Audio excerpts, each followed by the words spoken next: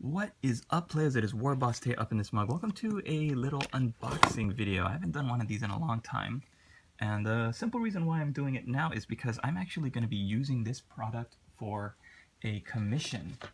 And so I want to unbox it because I think it's really, really neat. And let me just see if I can, it's not really a box, it came in a bag. But what we're going to be looking at is a product from Micro Art Studio, something small from Poland. And what it is, boom, the Shale base ellipse 120mm size. You get one per bag, and that's what the top tab looks like. I already took it off from the top of the plastic bag here because, let's see if we can back up a little bit. Oop. Oop. Paint, really tight for space. There we go.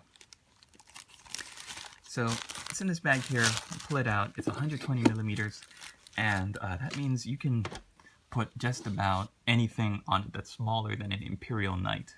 And it might look a little small, depending on how big the model is. It might look a little big, might look a little too large. But let me get I think I've got a spare Space Marine lying around. We can put it on for comparison. So this is what a Space Marine would look like on it. And so you can see it's a little small. It kind of gets lost on it. But if you find something a little bit bigger, say this awesome Cyborg Warbear, it fits pretty nicely on top of the middle of it there. So you just got to find the right thing. You might want to use a base such as this for a diorama, maybe like a duel scene between two miniatures. You've got posed on opposite ends. Build up the base with some cool looking body parts and debris and whatnot. But let's take a look at the thing itself. It's made out of a resin. It's nice and hard. I think it's resin, plastic. Feels like resin. The top feels like resin. The bottom feels like a really sturdy, hard plastic. Let's take a look at the detail. So it's a kind of yellowish color, and that's, I guess, just the result of whatever they're using as a material. And you can see they built it up to look like a very randomized collection of rocks, and it would be great for like a tundra or mountaintop. What I'm going to be using it for is a base for a commissioned piece that is going to be, I'm going to add some snow where a lot of this fine detailing is, this kind of like sand, dirt.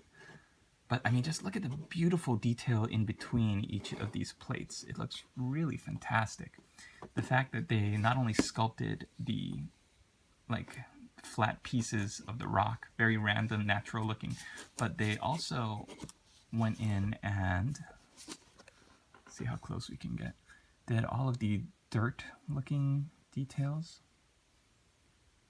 That looks like it could be sand, or it looks like it could also be snow if I painted it white. I'm going to be using a special product to do the snow drifts, but I'm really excited to get going. You can see here's a little air bubble. It ain't no fine cast, because, you know, what is? Iron!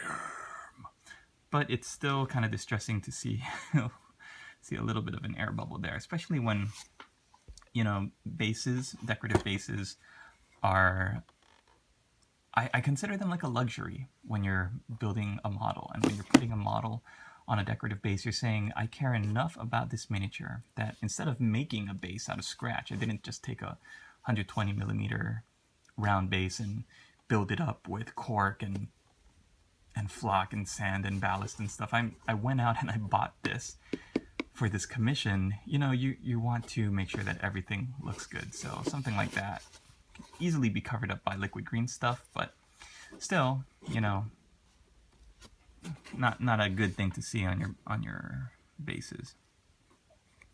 It looks like the only really noticeable one. These other tiny air bubbles are going to be easily covered, but that's a pretty obvious one. So I'm gonna liquid green stuff that part up. Luckily, there's no like mold lines that I can see on this. like no noticeable right down the center, like in the middle of a Tau helmet kind of mold lines, or the right down the center of a Space Marine's arm kind of thing. So they're either very well hidden or I just don't see them. It's a great product. I actually picked it up from a clearance bin, so I'm not sure how much it would cost retail. But hey, if you are interested in something like this, maybe it would be a pretty cool thing to put a dreadnought or a monster on. Micro Art Studio is just one of the many kind of companies out there that make these sorts of products. And resin decorative bases, I think I did a podcast on it for my patrons on Patreon, and just talking about the value of using a decorative base and how I think if you can afford it, this is a great way to make your army look good. And I'm sure they have like 28mm bases like this that all match it. So if you want a unified looking army, you don't want to build up the base yourself, you want to just put it on something and paint it up, then I love resin decorative bases. I hope you enjoyed this little video unbagging. Bagging. Bilbo Baggings, and we'll see you in the next video. Latest, players!